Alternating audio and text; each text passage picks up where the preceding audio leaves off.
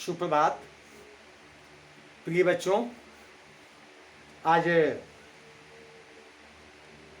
आपका शीर्षक काकी जो हम लोग को आज नियमित करना है।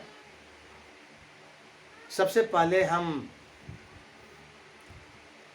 जो लेखक हैं सियाराम शरण गुप्त, उनके जीवनी से संबंधित और साहित्य में उनके योगदान से संबंधित बातों को सबसे पहले रखेंगे, क्योंकि मैंने आपको बार बार बताया है कि बोर्ड में एक ऐसे भी क्वेश्चन होते हैं जो आते हैं।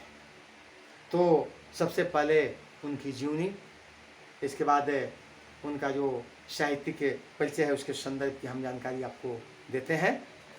तो सियाराम शरण गुप्त जी का जन्म उत्तर प्रदेश जो हमारा आज राज्य है, वह राज्य में उस राज्य में ही चिरगांव झांसी के जो समीप है 1895 ईस्वी में इनका जन्म हुआ। ये राष्ट्र कवि मैथिली शरण गुप्त के बड़े भाई थे। इनकी प्रारंभिक शिक्षा जब पूरी हो गई तब घर पर इन्होंने हिंदी का, अंग्रेजी का और गुजराती भाषा का ज्ञान अर्जित किया और साहित्य सेवा में लीन हो गए। अब सोचिए, प्रारंभिक शिक्षा पूरा करने के पश्चात घर पर इन भाषाओं की शिक्षा अर्जन करने के उपरांत इन्होंने साहित्य की सेवा बड़ी कर्मठता के साथ, बड़ी समग्रता के साथ, पूरी संपूर्णता के साथ करने का प्रयास किया। लेकिन दुर्भाग्य, इनकी एक बीमारी थी श्वास रोग की।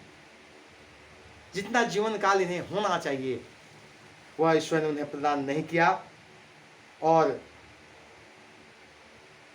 9 मार्च 1963 इन्हें और 5 उधर 63 और 5 आप जोड़ लीजिए, 64, 65, 66, 67, 68 साल की मात्र उम्र में इनका देहावसान हो गया।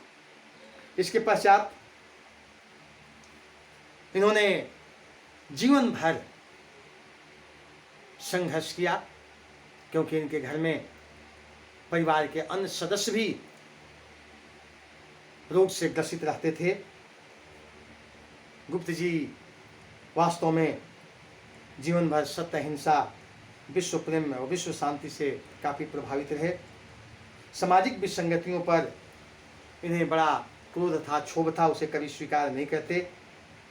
प्रकृति प्रेम, राष्ट्रीयता इनके लेखन के मुख्य विषय रहे। इनके साहित्य में नारी की सहनशीलता, आदर्श और सरलता के भी दर्शन स्पष्ट रूप से दृष्टिगोचर होते हैं। इनके प्रमुख रचनाओं में जो है उनके संदर्भ की चर्चा भी हम करेंगे, लेकिन इससे पूर्व थोड़ी उन बातों को और विस्तृत रूप से हम लोग जान लें कि इन्होंने अपने साहित्य में विश्व शांति और विश्व प्रेम और सत्य अहिंसा का जो स्थान प्रदान किया, उन्हें साहित्य में अमर कर दिया। वास्तव में इसके बाद संसार में बचता ही क्या है? अगर विश्व की शांति की कामना हेतु हम कार्य करें, विश्व में विश्व बंधुत्व प्रेम की भाव से यदि हम कार्य करें, हम सत्य अहिंसा के रास्ते पर चल करके समग्र तत्वों को प्राप्त करने का प्रयत्न और प्रयास करें, तो स्वाभाविक रूप से इससे और अच्छी बात हो भी क्या सकती। और स्वाभाविक से सियाराम शरण गुप्त ने अपने गद्य पद्य काव्यों के माध्यम से लोगों तक अपने इस विचार को, सत्य अहिंसा के विचार को, विश्व प्रेम के विचार को, विश्व शांति के विचार को पहुंचाने का प्रयत्न और प्रयास किया। इनको समाज में जो विसंगतियां हैं, कलुषित जो भाव हैं, बुरे जो विचार हैं, जिससे समाज तहस नहस होता है, टूटता है, उन विसंगतियों से भी ये काफ़ी दुखित रहते थे। ये नहीं चाहते कि समाज में कुछ ऐसी कुव्यवस्था हो जिससे हमारी समाज तहस नहस हो जाए, टूटने के कगार पर पहुंच जाए। इन्हें लगता था कि परिवार, समाज और राष्ट्र और विश्व एक ऐसे संपूर्ण सभ्यता संस्कार की श्रेणी में बंद करके श्रृंखलाबद्ध हो जाए जिसे कोई से तोड़ न सके। इनके मन में एक ऐसे भाव और विचार निश्चित रूप से थे और वे आते रहते थे, और इन्होंने इस प्रकार के क्रियाओं को समाज में स्थापित, विश्व में स्थापित करने के उद्देश्य से इन्होंने क्या किया, इन्होंने स्वाभाविक रूप से इसे अपने काव्यों में, गद्यों में, पद्यों में स्थापित करने का प्रयत्न और प्रयास किया। इनके साहित्य में नारी की सहनशीलता और आदर्श सरलता के भी दर्शन होते हैं। यहाँ पर भी इन्होंने लेखन का कार्य किया। उसमें नारी की जो यथार्थ सहनशीलता है, उसकी जो शौर्य शक्ति और पराक्रम है, या उनका जो आदर्श स्वरूप है, शाश्वत रूप है, उसको भी निरूपित करने का प्रयत्न और प्रयास किया है। साथ ही साथ इनके जो ये जीवनी से संबंधित और जो साहित्य में सहयोग से संबंधित बातें थी, अब थोड़ा इनके काव्य संग्रह की विवेचना हम लोग कर लें। काव्य संग्रह में अनाथ, आर्द्रा, दुर्वादल, अनाप और मुन्मुख ये विषय भी रहे हैं। कहानी संग्रह में मानुषी, नाटक में पुण्य पर्व और गौर, और उपन्यास में नारी और गोद, ये इनके विशिष्ट उपन्यास रहे।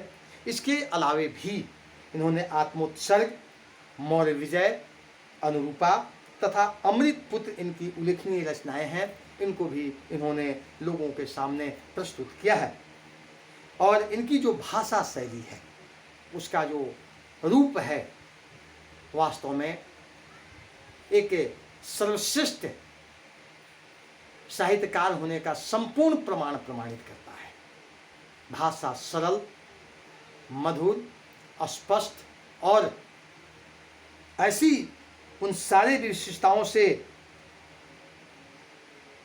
भरी पड़ी हुई है जिसकी हम कहीं अन्यत्र खोजने का प्रयत्न और प्रयास करते हैं तो मिल नहीं पाता। अर्थात वाह्य दिखावा और आडंबर रहित इनकी भाषा, इनकी सरलता, इनकी स्पष्टता, इनका ओज पूर्ण रूप से भरा पड़ा हुआ है।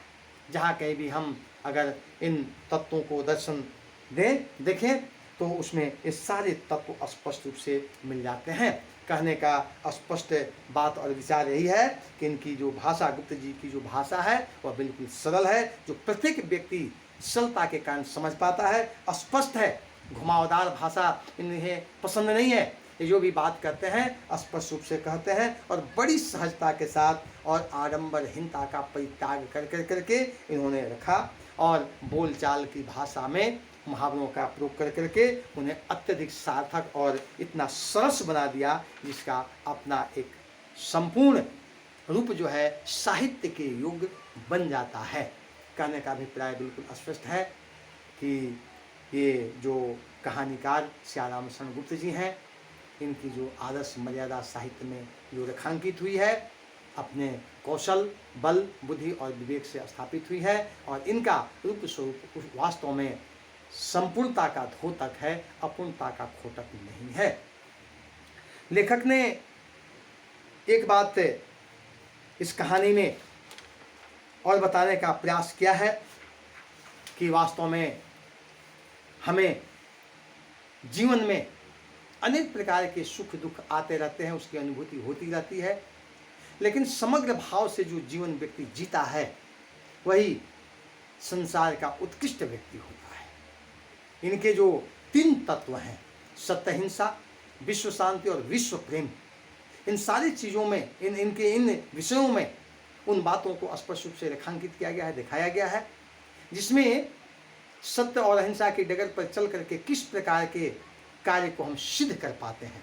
वास्तव में महात्मा गांधी के जो ये विचार हैं, इन पर निश्चित रूप से प्रभावी रूप से लागू होते हैं, समग्रता के साथ लागू होते हैं, और बड़ी स्पष्टता के साथ इन्होंने इन बातों को लोगों के सामने प्रस्तुत किया, और लोग भी इनकी सहज सरल और सात्विक बातों को, शाश्वत बातों को, उसको अपने हृदय में लगाया, और आज स्वाभाविक रूप से उन रास्तों पर चल करके समग्र चीज़ों को प्राप्त करने का प्रयत्न और प्रयास किया।